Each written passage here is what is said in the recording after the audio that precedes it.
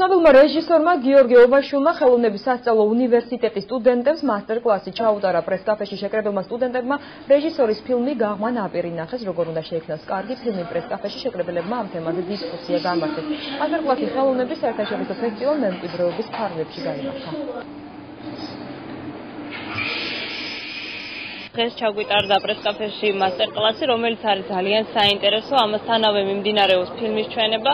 ჩვენთვის ნამდვილად არის ძალიან დიდი ფუფუნება ეს ყველაფერი, რომ რეჟისორებთან პირადად გვაქვს შეხვედრები, ვეცნობით იმ საკითხებს, რაც დამწყები რეჟისორებისთვის ძალიან საინტერესო არის. მთელი აფხაზეთი გამოვიარე და ჩემს სულზე გადაიარა და ცოტა მძიმეა ჩემთვის საყურებელი და ცოტა უცხოც.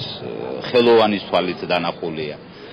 გასუფთავებული ჭუჭმოცილებული, საზიზღრობა მოცილებული და ცოტა გაიდეალებული, მაგრამ მაინც რაღაცნაირი წარმოდგენა რო შეგექმნათ და შეექმნას ხალხს რა იყო იქ რა ხდებოდა, მე მგონი საჭირო და კარგია. მე ყოველთვის ძალიან დიდი სიხარულით მოვდივარ ბათუმში, ძალიან მიყვარს ეს ქალაქი.